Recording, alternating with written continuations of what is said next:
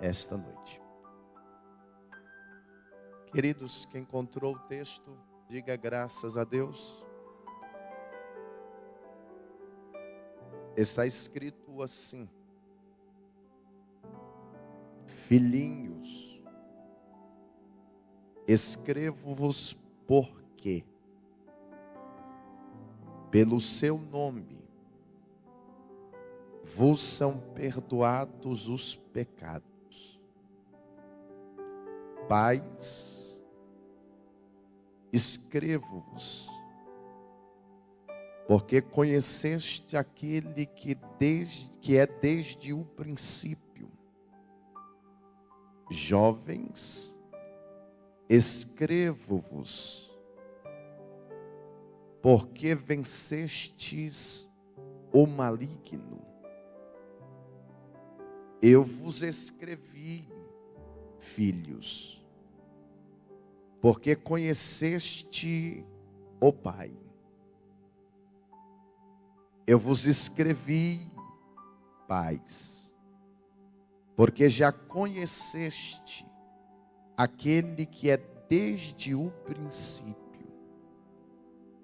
Eu vos escrevi, jovens, porque sois fortes, e a palavra de Deus está em vós, e já vencestes o maligno.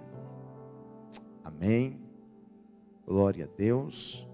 Podeis tomar o vosso assento, por favor, e me empreste alguns preciosos minutos da sua atenção.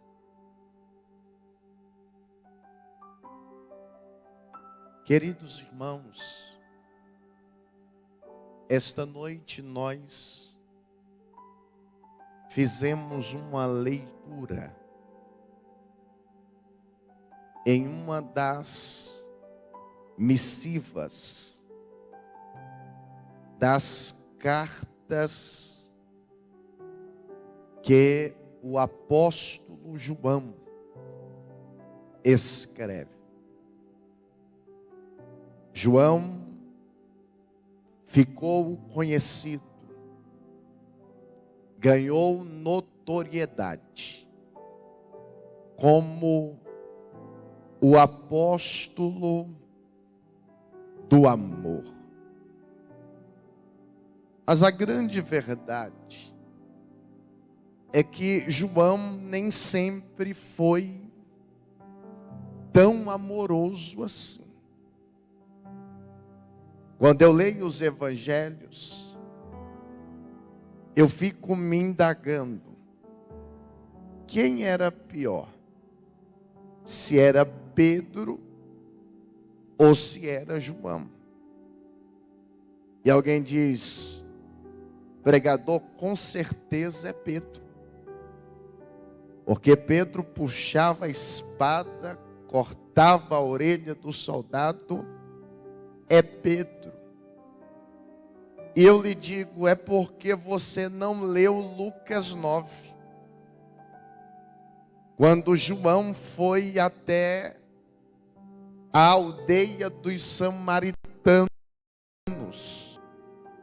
pedindo que eles emprestassem um lugar para fazer ali uma tenda para Jesus passar a noite. E os samaritanos não deixaram. João volta até Jesus e diz, mestre, deixa eu orar como Elias, para que caia fogo do céu e mate todos os samaritanos. João é o tipo de crente, Jesus vai cobrar, Jesus vai arrebentar. Enquanto Pedro queria matar uns, João queria matar logo, era todos de uma vez. Mas quando nós lemos a sua carta, nós encontramos aqui um João transformado, um João liberto, um João amoroso. E quando nós lemos essas cartas que João escreve, nós percebemos que duas palavras se repetem muito no discurso de João. Quais palavras? A palavra verdade se repete muito. E a palavra amor também se repete muito. João, como o grande líder que era, ele entendia muito bem uma coisa. Qual? João entendia que a verdade sem amor, ela pode causar grandes feridas. Mas João também entendia que o amor sem a verdade relaxava, deixava as coisas de qualquer jeito. Mas João entende que a verdade e o amor cura, consola, confronta, edifica e restaura. Ao olhar para os versículos que lemos esta noite, eu percebo que aqui existe algumas preciosas bênçãos em Cristo Jesus. Vale a pena lembrar que João, quando está escrevendo esta carta, João está escrevendo para uma comunidade de crentes. João está escrevendo para pessoas salvas. Existe uma grande discussão a respeito das palavras que João se utiliza, como filhinhos, como pais, como jovens. Há uma discussão no campo acadêmico, porque alguns dizem que João está falando de maturidade espiritual. Outros dizem não, João está falando de questão etária, de idade mesmo.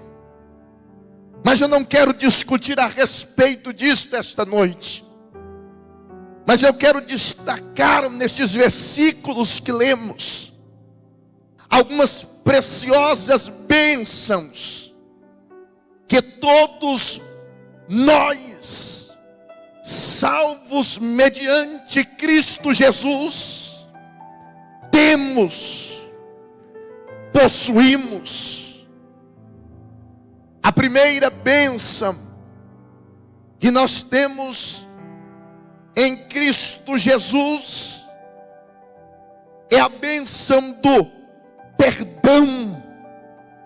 Olha o que o versículo 12 diz: filhinhos, eu vos escrevo, porque pelo seu nome os vossos pecados estão perdoados.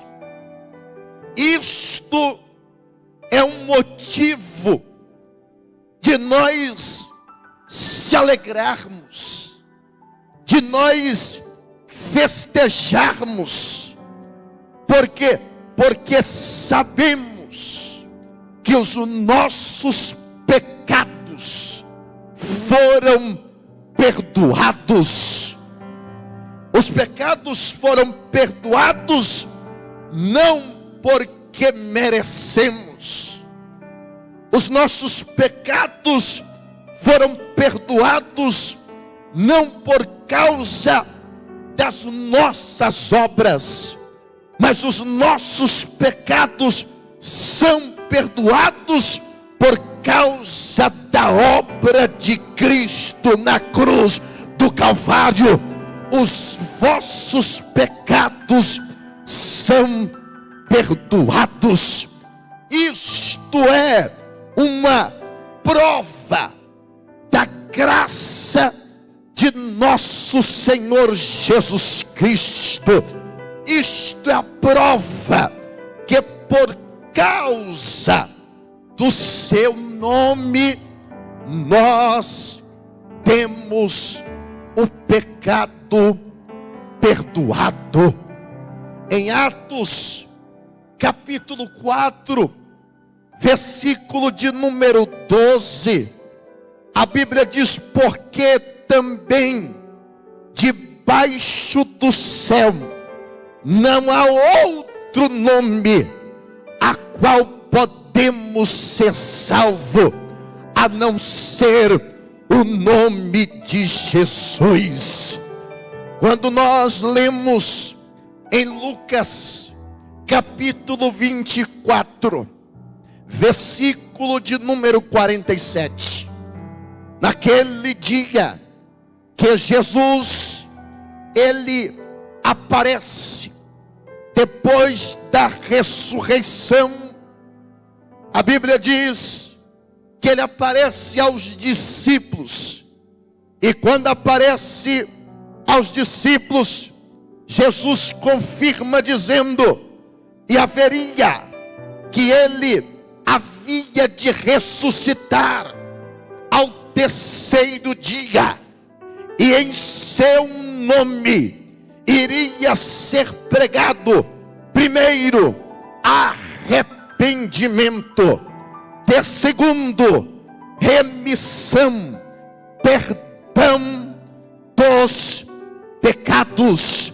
Isto é algo extraordinário, porque Jesus, além de nos curar, Jesus também nos perdoa. Quem não lembra de Marcos capítulo 2, versículo de número 5, a Bíblia diz que aqueles 4 amigos pegam aquele paralítico, tentam entrar pela porta, mas tem muita gente, não dá para entrar, não tem janela naquela localidade, então eles vão por cima do telhado. E a Bíblia diz que quando ele se depara com Jesus, Jesus olha para a fé dos amigos e diz ao paralítico: você está curado e os teus pecados estão perdoados. Aleluia! Você pode se alegrar, porque o vosso pecado está perdoado, porque o vosso pecado está remido pelo poder do nome de Jesus. Aleluia! Que morreu na cruz do Calvário. João, na sua primeira missiva aqui, no capítulo 2 e no verso 1, ele diz: filhinhos, não pequeis, mas se vós pecardes, saiba que vocês têm um advogado diante ao Pai, que é justo, que é fiel. Jesus se coloca como o advogado daqueles que são salvos. Mas você sabia também que o diabo também é um grande advogado. E o diabo tem um cliente predileto. Qual é o nome do cliente do diabo? O nome do cliente do diabo se chama pecado. E a Bíblia diz no livro do Apocalipse, capítulo 12, versículo de número 10, que dia e noite o diabo está nos acusando, que dia e noite ele está acusando a nossa vida. O diabo é um grande advogado. Imagine que o diabo hoje chega diante de Deus, que é o justo juiz, e diz assim: Senhor juiz, o Jefferson pecou, a igreja fé evangélica também pecou, e o meu cliente chamado pecado, ele trabalhou muito para isso, e está escrito que o salário dele, qual? O salário do meu cliente, pecado, é a morte. Alguém precisa pagar o salário dele. De repente, o advogado chamado Jesus entra na sessão e diz: Senhor juiz, eu sei que está certo, mas longanimidade, porque está escrito em 2 Crônicas, capítulo 2, capítulo 7, versículo 14: se o meu povo, que se chama pelo meu nome, se humilhar, se converter dos seus maus caminhos, eu ouvirei dos céus, perdoarei os seus pecados e sararei a sua terra. Aleluia! Mas o diabo, como advogado do pecado, ele grita dizendo: réplica, senhor juiz, alguém tem que pagar pelos pecados, alguém tem que pagar por isso. Aí Jesus grita na sessão: réplica, senhor juiz, pois se alguém tem que pagar, olha aqui para estas marcas, olha aqui para as minhas mãos, olha aqui para o meu lado, a lança que perfurou. Eu fui lá, paguei, eu fui lá, paguei pelos pecados dele, e por causa do meu nome, os vossos pecados estão perdoados. Te alegra esta noite, porque se você pecou, mas se você se arrepender agora, Jesus te perdoa agora. Aleluia.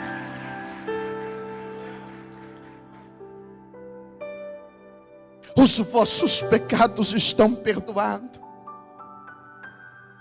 Eu gosto de algo que Martinho Lutero escreveu.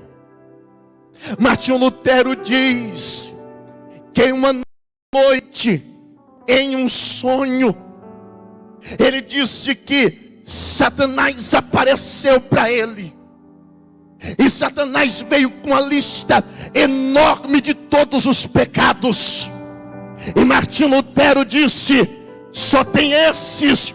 E o diabo voltou para ir atrás de mais e trouxe mais pecados.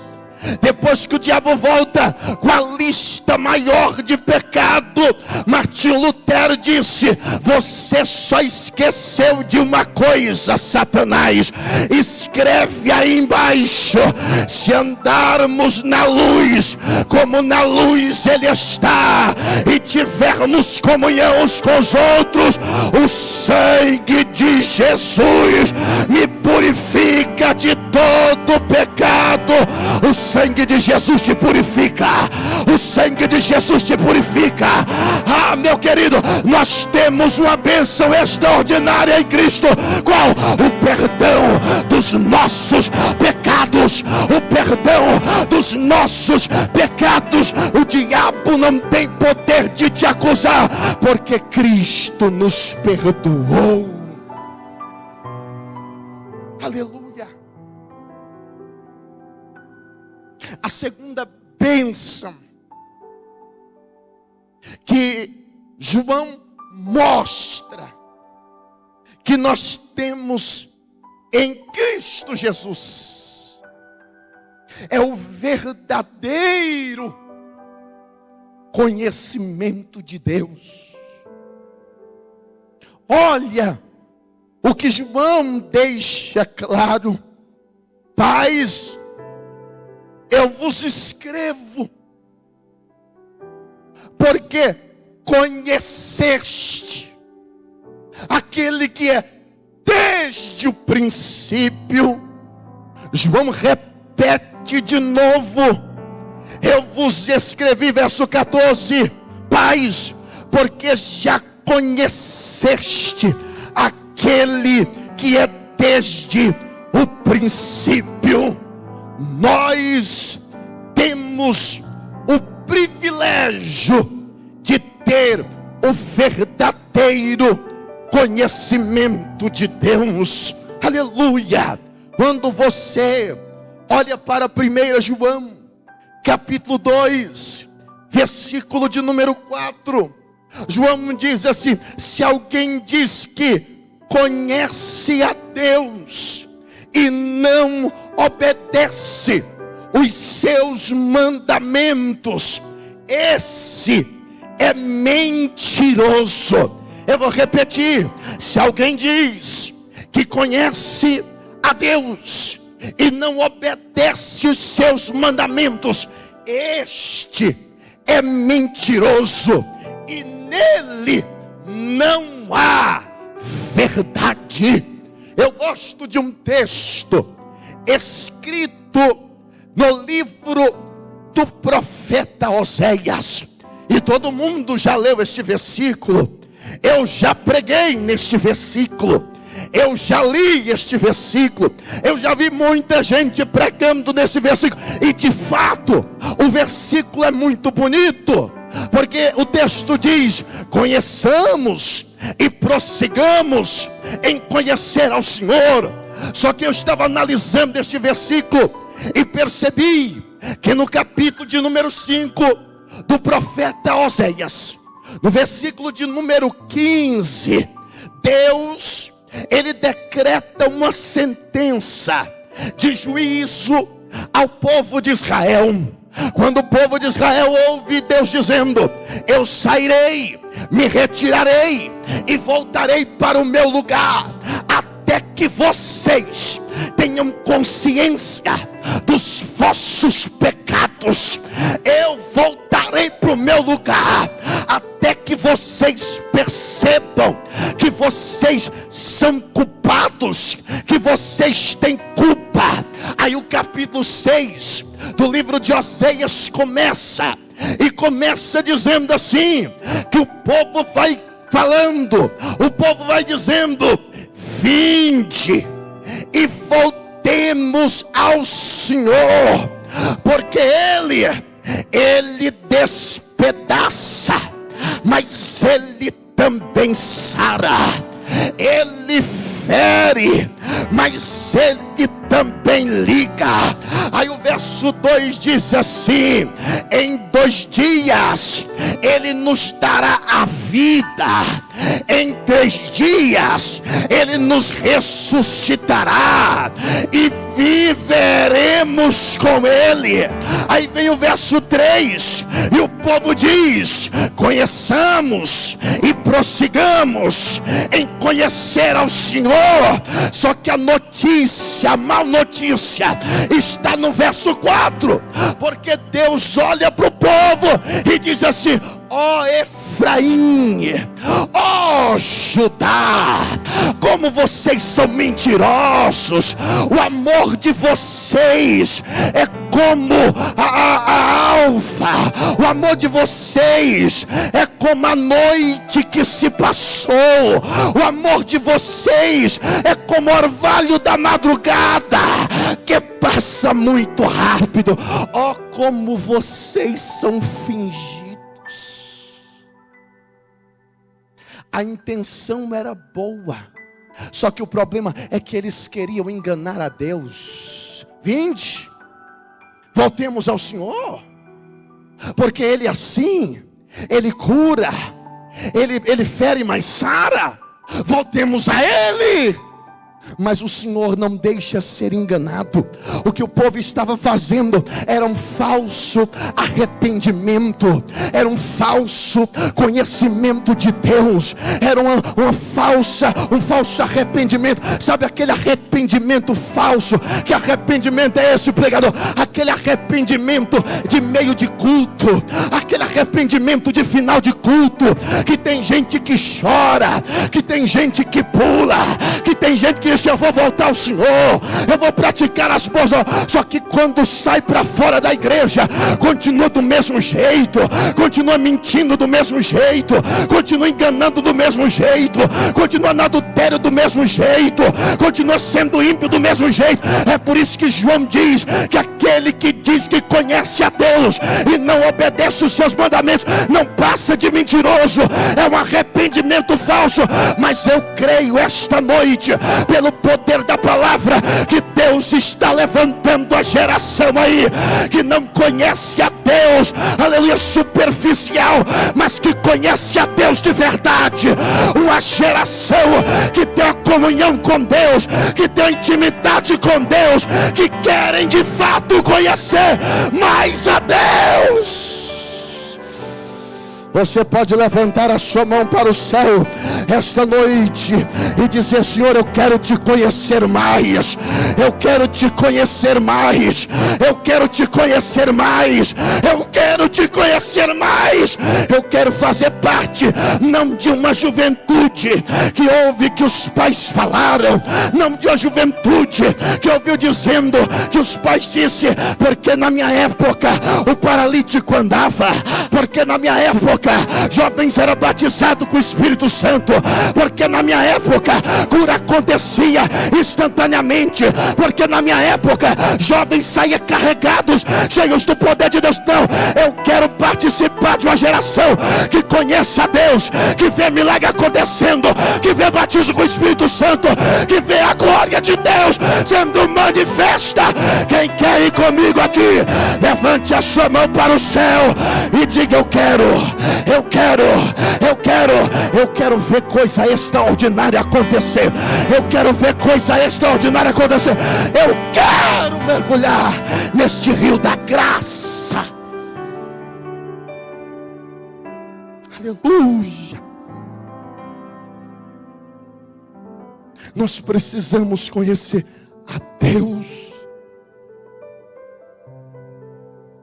E tem gente que só vai conhecer a Deus no meio das aflições. Tem gente que é obrigada a conhecer a Deus no meio das dificuldades. Quem não lembra de Jó?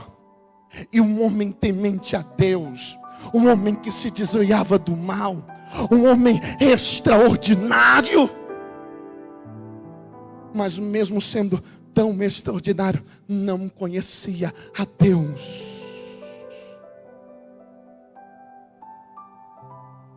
Tem hora que as aflições na nossa vida, elas são permitidas para um propósito, para conhecer a Deus. Deus costuma pegar muita gente que está desinteressada em conhecer Ele e botar para passar grandes aflições, com um propósito, com uma finalidade de conhecer a Ele. Jó perdeu tudo e ainda não conhecia a Deus. Jó sofreu e ainda não conhecia Deus. Jó sentia dores e ainda não conhecia Deus. Mas lá no capítulo 42, verso 5, depois de tudo, ele diz: antes eu só te conhecia de ouvir falar, mas agora os meus olhos te contemplam. Aleluia! Nós temos o privilégio de conhecer o Deus verdadeiro. A briga de João aqui era com os gnosticismos da época, era com as seitas da época, que diziam: nós temos o verdadeiro conhecimento. E João diz: não, o verdadeiro conhecimento procede de nós. É igual em João capítulo 4, quando Jesus encontra com aquela mulher samaritana.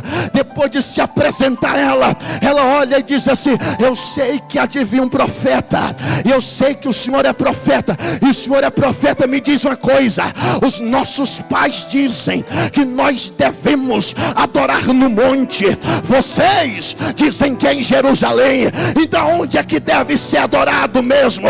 Aí Jesus olha e diz: mulher, vós adorais o que não conheceis, mas nós adoramos o que conhecemos, porque a salvação vem dos judeus. Coisa boa, você não adora o que você não conhece, você adora aquele que você conhece, você adora aquele que você sente, você adora aquele que você vê fazendo maravilhas acontecer na sua vida.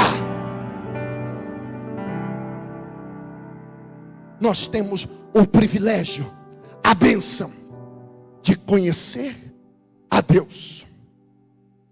E tem hora que eu fico pensando: o que seria de mim se não conhecesse Deus até hoje? Você já parou para pensar nisso?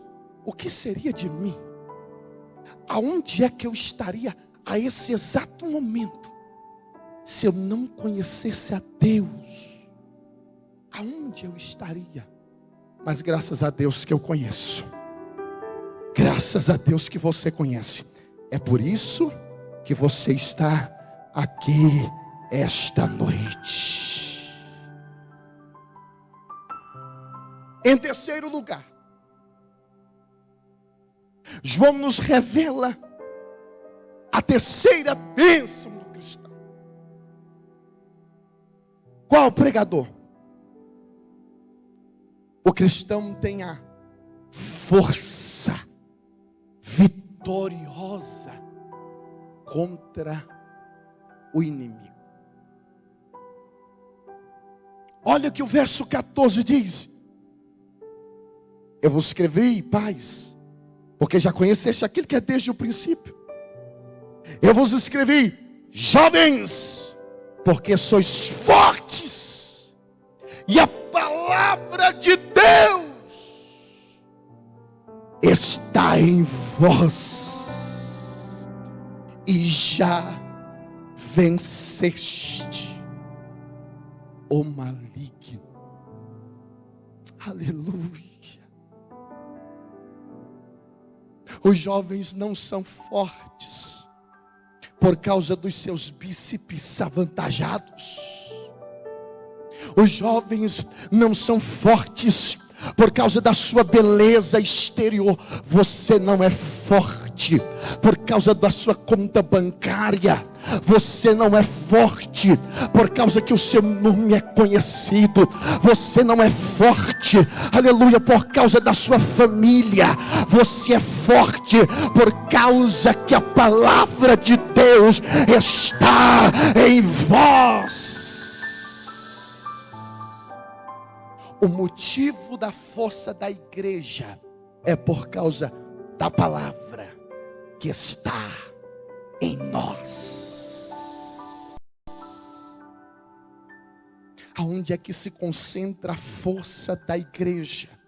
Aonde se concentra a força da juventude? Se concentra por causa do poder da palavra. Aí eu fico olhando o crente que diz ser salvo, que não é salvo. Por quê, pregador? Porque tem crente que não gosta de pregação da palavra. Tem crente que não gosta de Bíblia. Tem crente que gosta de arrepio, mas não gosta de palavra. Tem crente que gosta de saltar e dançar, mas não gosta da palavra. Tem gente que gosta de ver anjo voando, bola de fogo, anjo com taça na mão, mas não gosta de palavra. Tem gente que gosta de todo tipo de revelação, menos da palavra. Oh querido, sinto muito dizer, tem algo errado. Crente que na hora da palavra dá sono, dá sede, dá dor de barriga, dá cansaço. Não dá para entender esse tipo de crente. João está escrevendo para salvo. João está escrevendo para a comunidade salva. Qual? Que tem a palavra, que guarda a palavra. É por isso que Davi disse: guardei a tua palavra no meu coração, para eu não pecar contra ti, porque só vence o diabo quem guarda a palavra, quem tem a palavra. Irmão, que época é essa que nós estamos vivendo? De crentes que gostam de malabarismo espiritual. Que época é essa que nós estamos vivendo? Que crente gosta mais de teatro do que da pregação do evangelho. Que tempo e época é essa que nós estamos vivendo? Que os crentes preferem cair na gaitada do que chorar de arrependimento na presença de Deus. Que época é essa que nós temos visto mais palhaços de púlpito do que pregadores de Bíblia? Que época é essa que nós temos visto mais bagunça no meio da igreja? A cada dia que passa é tanta moda que aparece, é tanta besteira na internet, é gente pegando asa de anjo, aleluia, dizendo: eu vi, eu peguei, eu senti. Que época é essa, meus irmãos? É por isso que existe uma juventude fraca mesmo. É por isso que existe um povo fraco mesmo. Não porque eu gosto do pregador que faz palhaçada. Eu gosto do pregador que faz brincadeira. Então vai para o circo. Lugar de palhaçada não é na igreja, é no circo. Não, eu gosto do pregador que revela. Aquele que quando vão convidar ele, coloca uma placa bem grande dizendo: o raio-x de Deus vai estar lá dia tal. Querido, que é raio-x? Vai para o pronto socorro, vai para o hospital. Oh querida, igreja é lugar de pregar a verdadeira palavra. Dá uma palhaçada no meio do Brasil, no meio da igreja brasileira. É água ungida, é óleo não sei das quantas, é tanta besteira que está ficando feio. E a Bíblia está dizendo que nós somos fortes.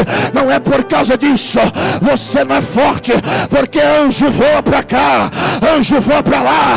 Você não é forte por causa dos marabalismos. Você é forte por causa da palavra que está em vós, da palavra que está em vós, da palavra. Quem pode sentir a presença de Deus aqui na palavra?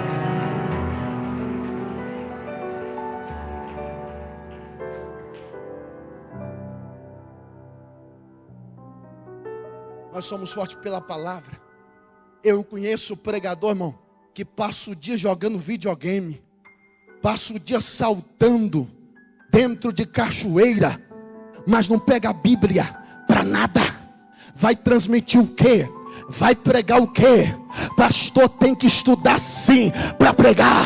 Pregador tem que estudar sim para pregar. Obreiro tem que estudar sim para pregar, para não chegar no culto vazio, para o povo perder tempo. Aleluia. Nós precisamos pregar Bíblia. Bíblia. Eu tenho 16 anos que prego, eu nunca vendi o meu ministério.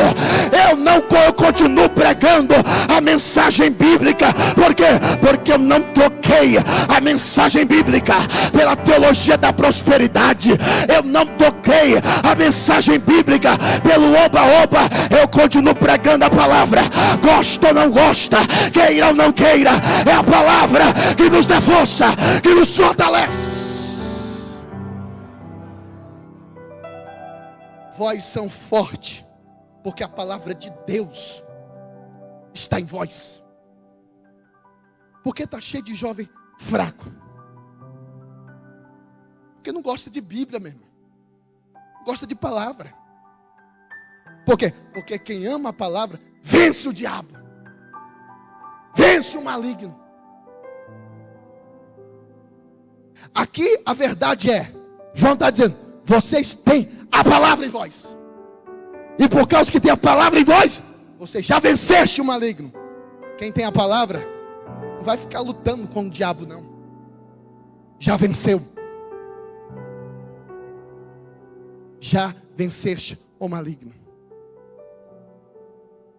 Que Deus levante uma geração, irmão, que ame Bíblia, que ame palavra de Deus. Porque hoje o que a gente mais vê é gente que não gosta da palavra e vive uma bagunça. É tanta desobediência, é tanta rebeldia. É jovem namorando com jovem crente namorando com descrente, e tá tudo bem. Não, pregador, é porque o senhor não sabe, é porque fulano é tão gatinho, só porque ele não é crente. Não, pregador, porque a menina é tão gatinha, só porque não é crente, ela quer namorar comigo e eu não vou namorar com ela. Eu ganho ela primeiro para mim, depois eu ganho para Jesus. E tá tudo, querido, deixa eu lhe dizer uma coisa. Primeiro, gatinho arranha, gatinho pula um muro, e gatinho não gosta de trabalhar, ele tem que dormir 18 horas por dia. Tá? Aí essa gatinha que você diz, não é gatinha. Essa gatinha aí não gosta de obedecer os pais. Não consegue fazer nem um missinho miojo, tá? Não consegue fazer um café, tá bom? Não lava um prato. Cuidado. Esse gatinho aí dorme até 12:30. Tá? Ele não gosta muito de trabalhar, porque quando ele acorda, já acorda cansado, parecendo que passou a noite sonhando que estava trabalhando. Não gosta, é uma preguiça do inferno. Aí você vem dizer que é de Deus? Não, meu querido, é de Deus não. E deixa eu dizer uma coisa, tem jovem aí que é novo, mas só não morre de preguiça porque tem preguiça de morrer, senão não estava nem aqui mais não, querido. Está na hora de guardar a palavra. Por quê? Porque a palavra dá força, a palavra dá sustância, a palavra dá coragem. Eu quero ver um jovem que guarda a palavra ser fraco. Eu quero ver um jovem que guarda a palavra ser frouxo. Eu quero ver um jovem que guarda a palavra ser preguiçoso. Pelo contrário, um jovem cheio da palavra é cheio do Espírito Santo. Se é cheio do Espírito Santo, já venceu o maligno há muito tempo.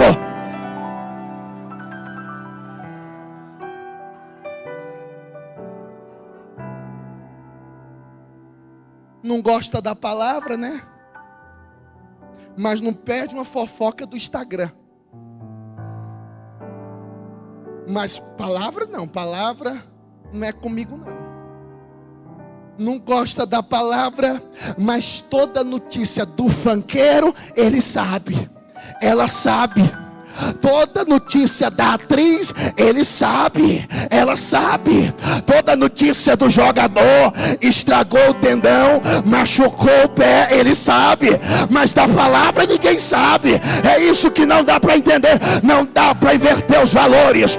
Deus tem que levantar uma geração que a palavra é prioridade. Que a palavra é prioridade.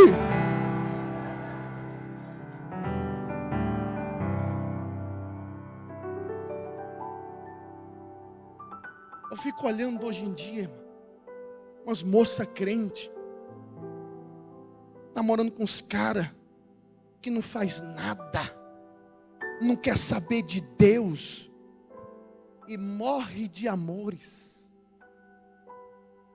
Um cara que namora jovem, que não quer nada com Deus, quer ficar mostrando as suas partes íntimas na internet, quer ganhar like, quer ganhar curtida.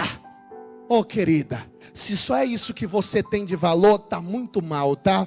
Por quê? Porque isso aí murcha com o tempo e não vai servir mais para nada. Se não tiver caráter, se não tiver a palavra, nada vai sobrar daí. Então, que é o conselho? Valorize a palavra.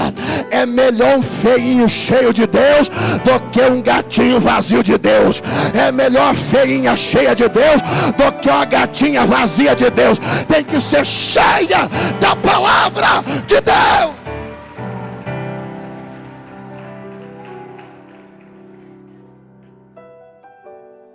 Tá complicado aqui hoje, né, irmão? Tá difícil, mas é com amor, irmão. Fica tranquilo. É com amor. Pregador, mas é verdade, mas é com amor. Fica tranquilo. É porque Deus quer te salvar. Deus quer te dar o livramento mesmo. Deus quer te dar o livramento, meu querido, jovem, moça, rapaz.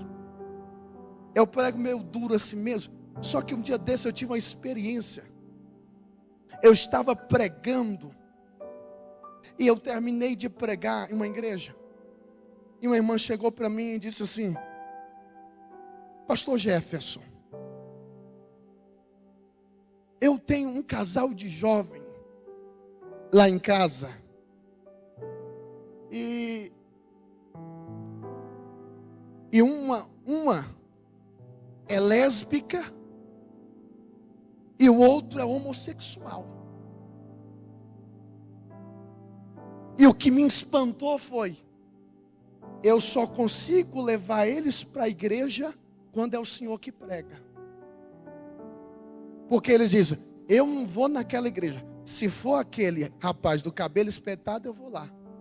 Eu espantei, irmão. Porque do jeito que eu prego, eles querem me ouvir. E ela disse assim: eles entendem. Eles, desde criança, é criado na igreja. Eles entendem que se não se mudarem a vida, as práticas, eles vão para o inferno. Eles entendem. Só que eu disse para ela: mas aqui a gente tem que viver o amor e a verdade. Talvez seja por isso que eles vêm, porque eu não tenho nada contra eles. A única coisa que eu quero alertar eles é que Jesus vem e todos precisam mudar de vida. Seja o adúltero, seja o lésbico, seja o homossexual, seja o mentiroso, todos eles precisam mudar de vida. Porque quando a palavra de Deus entra, fortalece o homem, fortalece a moça, fortalece o rapaz. E esta noite o Espírito de Deus está aqui para fortalecer você, moça, para fortalecer você, rapaz. Você não vai viver de boate em boate, não. Você tem a palavra de Deus. Aleluia. Deus vai lhe dar força.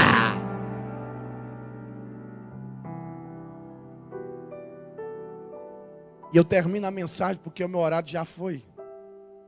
Ainda bem que o bispo Marco não está aqui.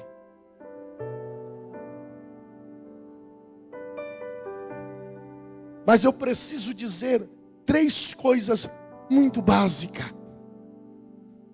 Que a vitória dos jovens sobre o maligno consiste em vários fatores. Deixa eu citar só 3 rapidamente aqui. Primeiro, o jovem que venceu o maligno. Eles não vivem mais na prática do pecado. Porque viver na prática do pecado é característica do diabo. Você não é escravo do pecado. A palavra de Deus te transformou, quebrou os grilhões, te libertou. Aleluia. Segundo, eles não são mais do maligno, como Caim que odiava o seu irmão. E João diz que por causa disso matou. Todo crente que odeia o irmão, ele é filho do maligno, ele é do maligno. Mas quem venceu o maligno, ele não odeia o seu irmão. Terceiro, quem venceu o maligno foi liberto do domínio, do poder do maligno. João diz que o mundo jaz no maligno. Essa ideia do mundo jaz no maligno traz a ideia que o mundo está nos braços do diabo, e o diabo nina ele para lá e para cá. Mas aquele que tem a palavra, o jovem que tem a palavra, há muito tempo o diabo já perdeu o poder sobre ele. Aleluia, fique em pé em nome de Jesus. Eu não quero cansar os irmãos.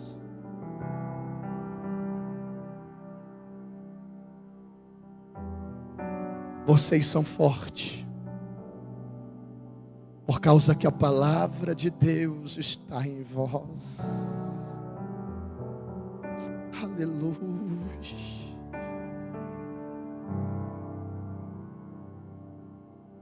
Se esta noite existe alguém que está fraco e diz: pregador, eu quero se apropriar do poder da palavra, vem aqui à frente, eu quero orar por você. Pregador, eu quero me fortalecer em Deus, eu quero conhecer mais a Deus, vem aqui à frente, eu quero orar por você. Aleluia. Pode vir, irmãos, pode vir. A palavra de Deus que nos fortalece. Vem aqui à frente, eu quero orar por você, pode vir.